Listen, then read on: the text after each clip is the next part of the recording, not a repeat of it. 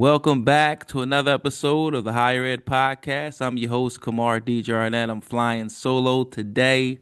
We have an awesome, distinguished guest with us, Dr. John Porter. Thanks for joining us, my friend. Oh, I'm glad to be here.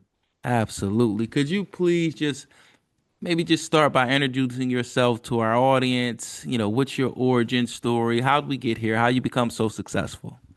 Well, so successful, I don't know if I would call it so successful, but I've been blessed. I had the privilege of working for IBM Corporation for 33 years Wow. and had opportunity to run businesses worldwide. And one of the greatest experiences I've had, in 2016, I was asked to go to South Africa. So my wife and I went to South Africa. I ran two divisions of IBM South Africa, and Wow. for a couple of years. And if you look at IBM, it's a three-legged stool: hardware, software, and services. And so I was privileged enough to run businesses in each of those segments. And then from South Africa, I moved to Dubai and actually worked for a company called GBM, which was a premier IBM partner in the Middle East. And so I Sure. ran 6 countries, same two divisions that I ran in South Africa, and so great experiences. But when I was in South Africa, my wife and I kind of took a step back and said, "What's life after IBM?" She and I were already part of a ministry for youth, 6th through 12th grade, for 32 years prior to going out of the country, and so.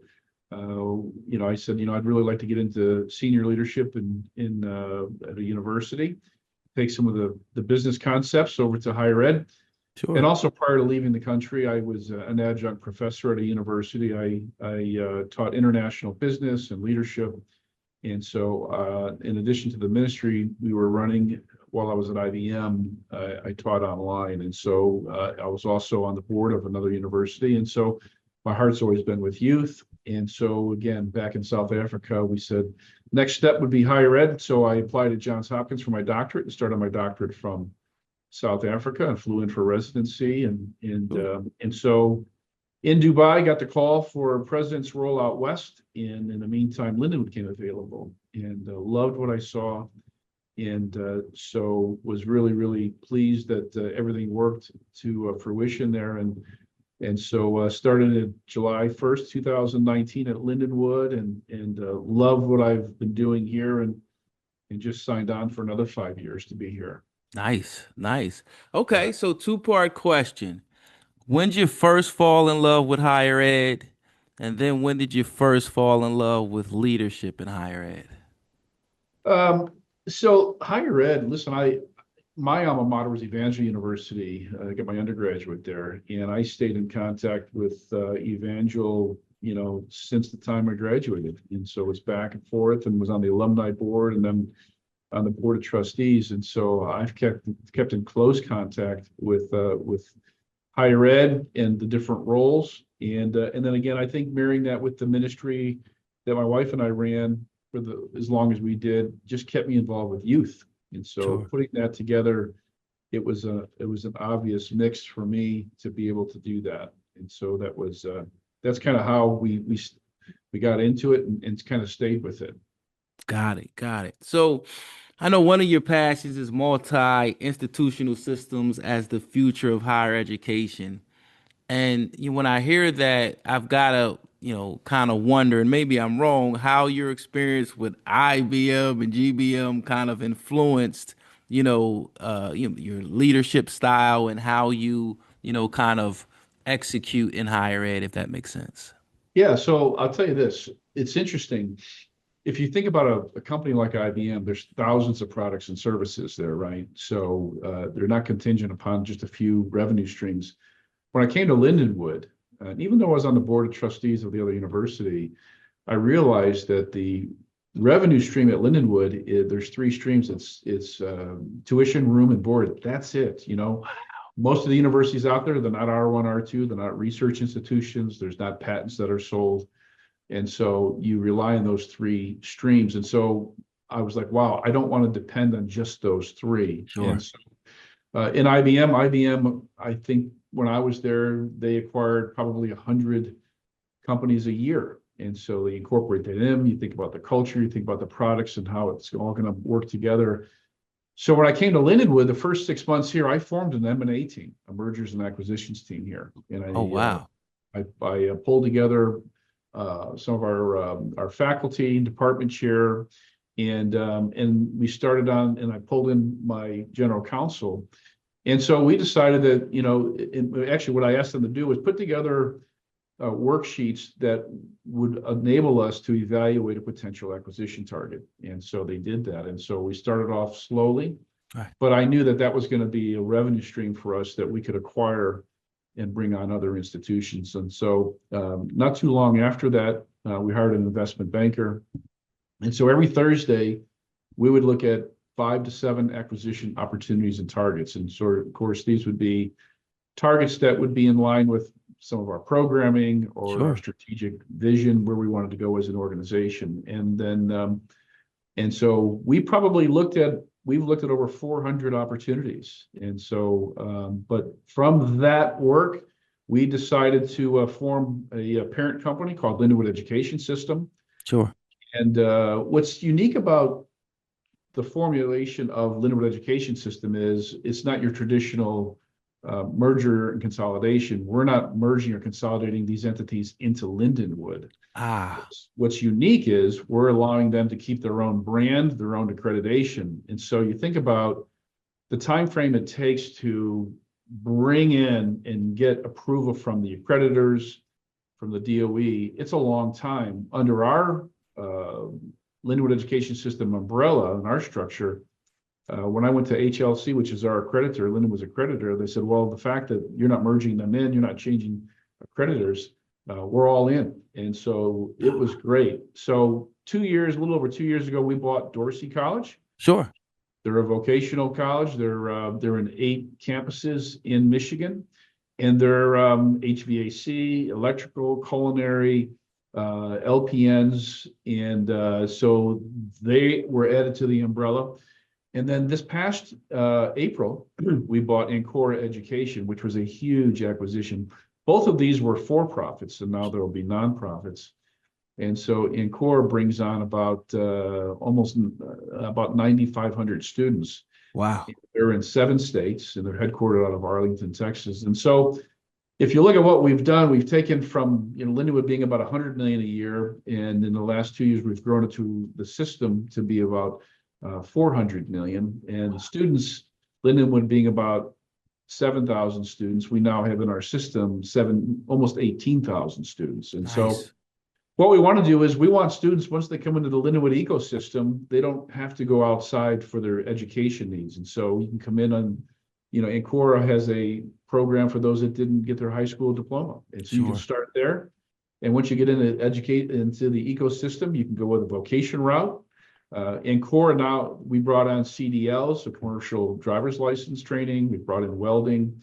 And so within our ecosystem, we've got both the vocational, Sure. online, and traditional with Lindenwood University. And our next acquisition target is probably going to be a heavy PhD nonprofit institution Right. that we bring in. So we would really have a complementary of, I'll call, products in the education market, from all the way from getting your high school diploma all the way to a PhD and we think we'll be unique in that space.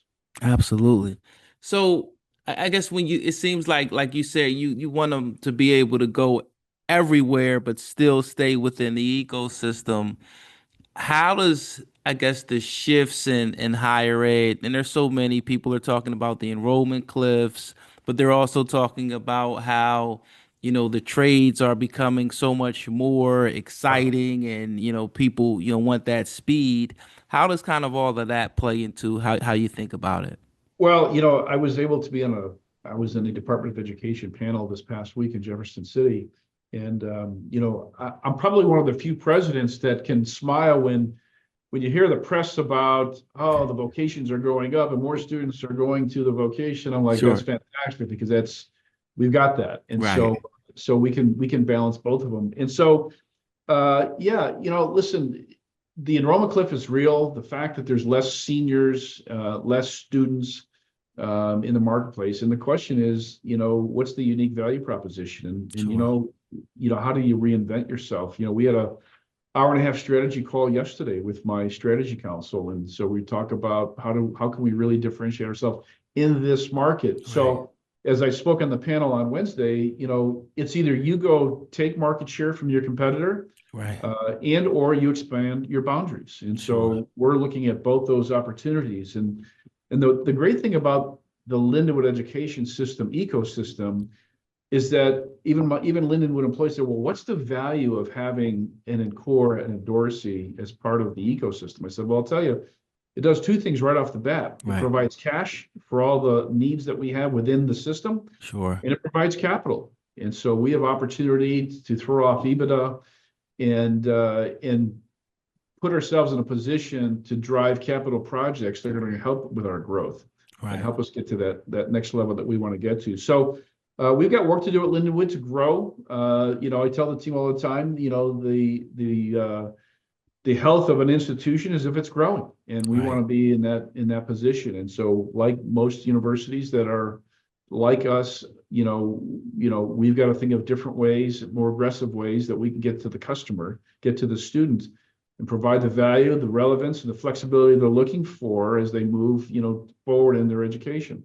Yeah, absolutely. Now you've brought up a concept that we seem to talk about on, I don't know, for the last 2, 3 months, we've been talking about a lot on this podcast, but it's that value proposition. Yeah, A lot of us have felt that the experience post COVID was what used to be taken for granted as, higher ed, I'm going to college, I'm going to school, has now been, challenge might be too tough of a word, but, so many people now are, what's the value? Why should I or my child go to school? Could you maybe yeah, dig in on that a little bit? Because you yeah. nailed it when you brought it up. It's valid. It's a valid question. So you think about it. That's why we chose the route from a diversification of revenue that we have the vocation school, which we think is more of an on-demand. Listen, I Sure. want to get 6 to 12 months of education. I want to get right into the working market. Fantastic. One of the stats is, in Missouri, we've done the work. Only 39% of seniors in Missouri go to a four-year college. Only 39%. You think Okay. about that, right? Wow. So the pie has really gotten much smaller. But if you put pen to paper, the value of the education is there. And so it's getting better and better in the vocation because you can, the payback is much sooner. Right. But I don't think you can really take the place for those that have been on a campus and have gone to higher education institute. That experience is second to none, right? I mean, they're Absolutely. lifelong experiences, their experiences with relationships, experiences with faculty and having that mentorship, and really kind of learning how to grow up. Coming in as a freshman and graduating as a senior, nothing's going to take the place of that. And the question is, one of the things that we're focused on is the affordability. We're one of the most affordable institutions really in the Midwest for a four-year private college. And Sure. so we keep our eye on that. But at the same time, we're also looking at programming. We're doing an analysis right now. I've hired a consulting firm to come in and look at our programming because we want relevance and Right. flexibility, and you got to look at the cost and the value. It's those four things that I came day one and said we got to always keep that in mind as we look at our students and customers that come to this university. We have to have those things. And so you think about cybersecurity, data analytics, data sciences, the geospatial, which is where we really want to, put a lot of our emphasis. And Sure. so the value is definitely there, and I do think that the return on investment is there, and I think the experiences are second to none when you get on a college campus and you get to go to those athletic events. We're D1 in athletics. We went D1 4 years ago, Nice. and it's been phenomenal. We were able to compete day one, and so I think that's been a big lift for us also. Right. So, do you think maybe the onus is on higher ed a little bit more just to make sure they're marketing and communicating that value proposition as opposed to it not being there? Yeah, it absolutely is. I mean, we should be able to defend our product, right? We Right. should be able to do that, just like any organization. So you notice I talk a lot of business terms. Right. Customer, we run a business here, Sure. and business that doesn't have margin can't Right. invest in capital where Right. you really want to grow. And so you think about programming. when you kick up a new program, there's startup costs just like a new business. And so Right. you've got to invest in the curriculum, you got to invest in the faculty. When you sunset a program, you have to do what's called a teach out. So it's not like, students that are in, let's say, behavioral sciences, and that's their major. And I say, listen, we're not going to offer that as a major anymore. Well, those students have to still be taught out in the next 3 years. You Right. can't just cut it off and say, we're done, now we're going to move on. It's a little different in the corporate world. You can cut a product set out day one, and then you know what? You don't manufacture anymore. You can support it, but even that support model is going to go and have an end of life. Not so in higher education. You have to teach out, and then you can start your new programming. But there's startup costs and launch costs. We just launched. It'll start January 5th, an accelerated online program at Lindenwood. We'll be, I think, the only institution in the country that is offering online 5-week courses. These Wow. are accelerated. And so you Sure. could actually you could get a full degree of what would normally cost you or take you 4 years. If you went full time, you could get it in 2 years, 130 credit hours, basically 120, 130 credit hours. And we think, and it's at an aggressive price point. So you think about the adult learner out there, there's 41 million adults out there that have some credit but no degree. And so we're trying to go after those Right. types of customers. And so you can get it done sooner at a reasonable cost, and the payback is much sooner than you'd find in a traditional 4-year institution. Absolutely. So I want to transition into leading financial transformation while investing in growth, which I know is another one of your passions. But before I do that, and you brought it up, you said, you talk a lot in business terms. And as I'm, having this great conversation, I hear you. And I gotta wonder how tough, or is there any friction, because you're still in higher ed, and higher ed's a little bit more rigid. They've got their Yeah, yeah, traditions, business yeah, tends to move a lot faster. yeah. Anything, how you think about that? Could you share anything? Because I think it's got to be a little bit of a challenge. Well, yeah. When I came here, when I talked about this is a business. Now we don't have stockholders, and so we don't have dividends, and we don't give it. So we're not that traditional kind of Right. business. Gotcha.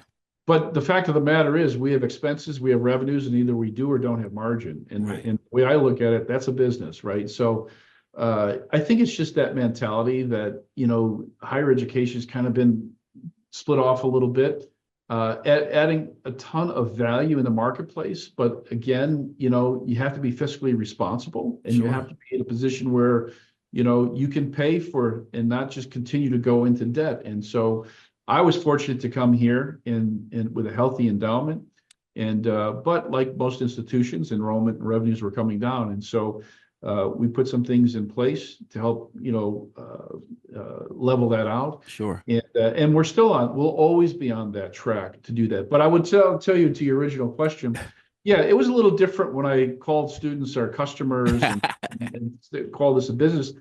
But bottom line is, like, I just said this yesterday in several meetings. We have 4 values. We redid our values about 3 years ago. They were the traditional values that you find in every boardroom and we want, teamwork and excellence and all that. And the Right. problem with those values, like, those mean different things to different people. Like when I Absolutely. say excellence, it's something different for you than it is for me. Yep.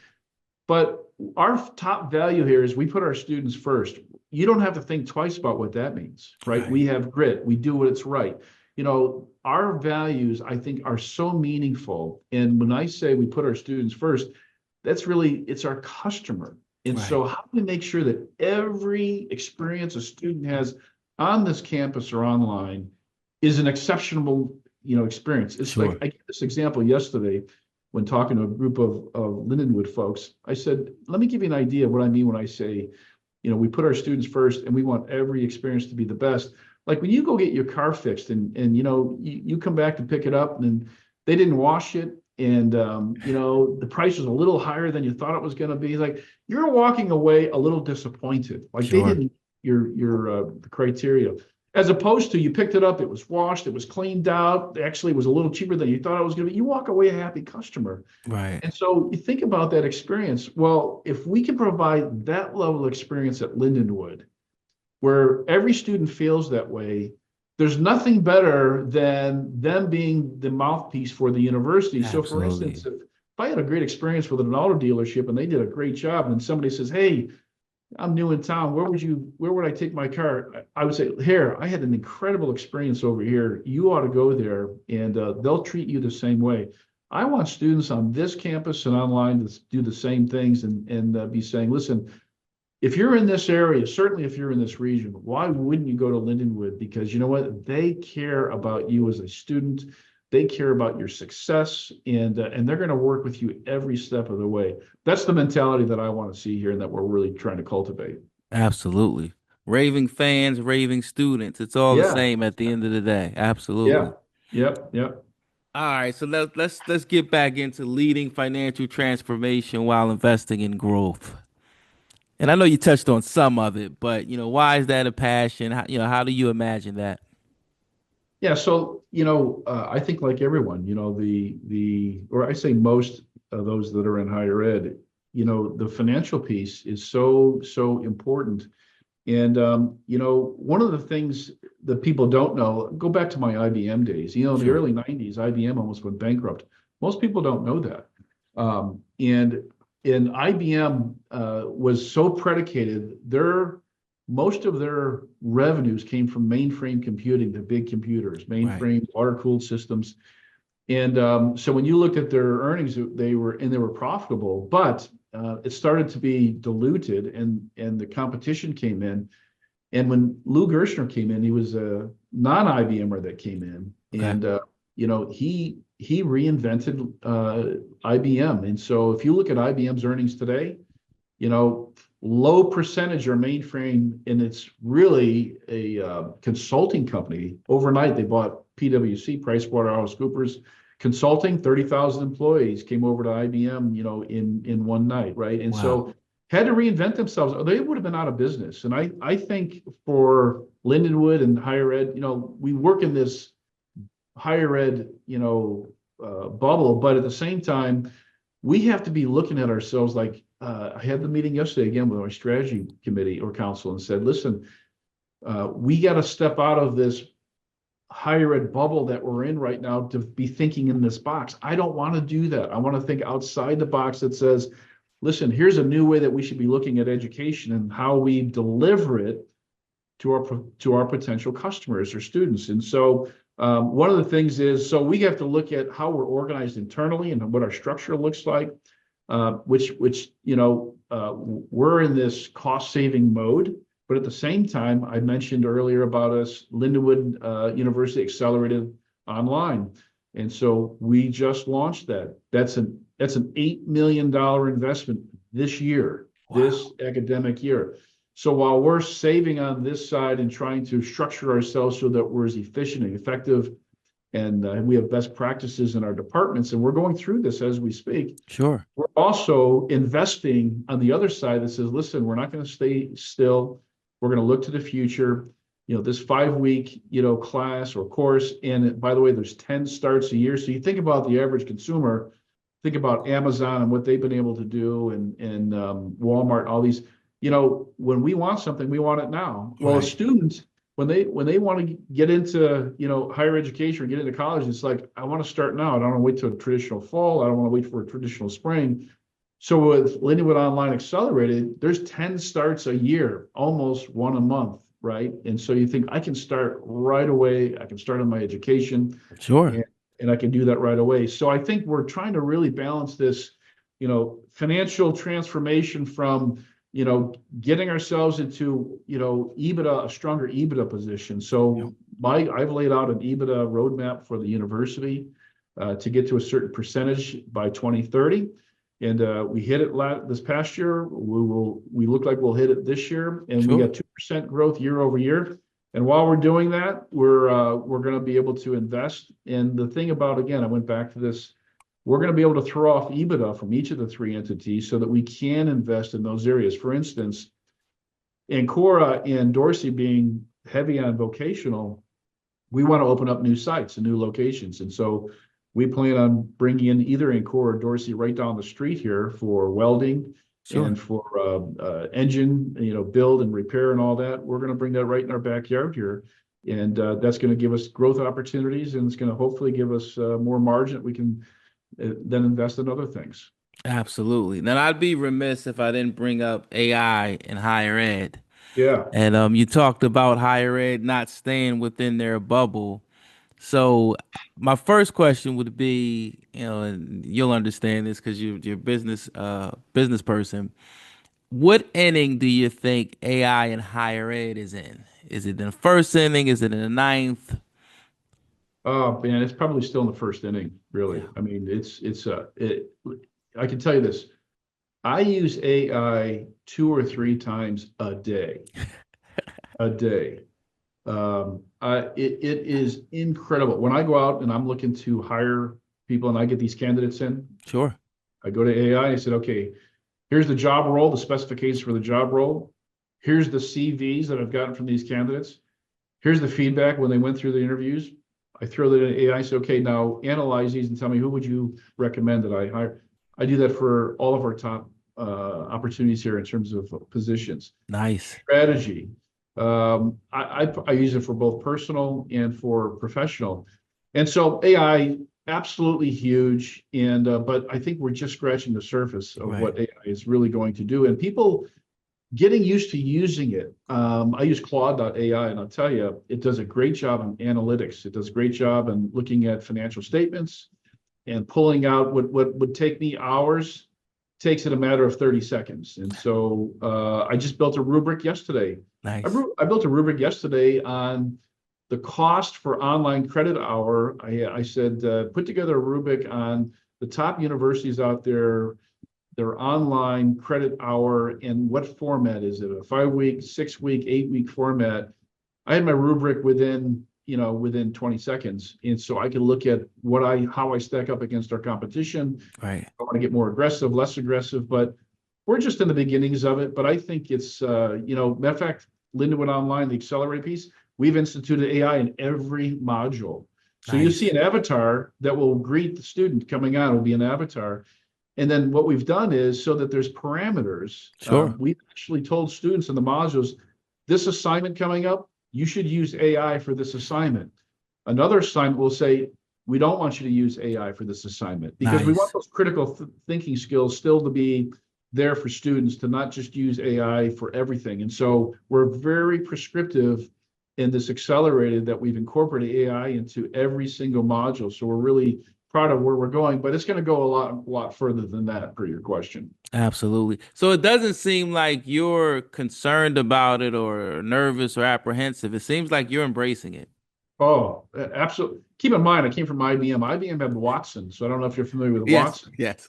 Watson was the Jeopardy winner. Watson won the chess championship, I don't know, 10 years ago. And so I was used to Watson as a AI engine in what Sure. IBM was doing, especially with oncology. And so, yeah, I was already in the technology, thinking. And so when I came to IBM or when I came to Lindenwood, it was a pretty easy transformation for me. Sure. Sure. This is one of the questions we typically ask to close out. And I'm interested in your thoughts on this one. What is it that higher ed is missing that we really need to nail for higher ed to thrive in the future? I think what I see, and I've been here 6 years, is it's there's very few what I would say outside the box thinkers in higher ed. And, Sure. and, and this is why, even with my discussion yesterday with my strategy council, it's like, how do we get outside that bubble and really think through, you know, what we're trying to do here is provide what students need when they need it and think ahead. And so I think the biggest thing that I think higher ed has to get out is this traditional model that we have today. And how do we meet the needs of our students when and where they need it? And so, the, you know, these 41 million I talked about, those the adults, some credit, in no degree. Right. Listen, these are working parents. They're single parents. They're Sure. 2 jobs. They want to better themselves. How do you put yourself in their shoes to say, what's the best way to get me through so that I can get that certificate or I get that degree so that it positions me better for the future for my family. And it was really tough thinking of outside that model because those in higher ed have a lot of people in higher ed have grown up in higher ed. That's the only thing that they've Yeah. seen and known. And it's not a negative, but the innovation has to be there. We have to innovate. And so we think about even this rubric I asked, came through yesterday is like, listen, could we hit a price point that would be so unbelievable, but so affordable, but could you make margin on it enough that you could be successful doing it? There's the trade-offs there because if there's no margin, there's no mission. We've all heard that, right? Right. So we've got to be more innovative and we got to think outside the box and we got to be able to provide education as a service in a way that is going to meet those needs of those future students and future customers. Absolutely. Listen, I can't think of a better place to end it than right there. Yeah. I appreciate you. Any LinkedIn, Instagram, Facebook you want to share with the audience? Any novels you're working on? This is your time. Yeah, well, no, there's no novel I'm working on. I would just say this. I'm on LinkedIn. That's the only social media outlet I use, only because coming from IBM, I was a part of a lot of electronic things. And so I post on LinkedIn quite a bit. And I would just say, we're all in this together. We're all trying to make this a better environment for our students. And I think Lindenwood University, most people, they come on this campus, they cannot believe what we have here. We have almost 400 acres. It is absolutely a gorgeous campus. Nice. We're just finishing up a campus master plan. I hired an architect out of New York, and they're going to be finished today. And we see, you know what? So I want online to flourish, but I also want this experience of coming to this campus to be incredible. So over the next 5, 10 years, our plans are to put $500 million to $1 billion into this campus and really make it an incredible place, even from what it is today. So Nice. welcome anybody to be a part of Lindenwood University. Absolutely. Well, there you have it, my friend. I appreciate you. We'll definitely probably try to get you back within the next 12 months to see how the progress is going. But thank you for sharing such great insight with our audience. We Well, appreciate it. thank you, Kamar. Absolutely enjoyed it. If you need something, you let me know. Take care.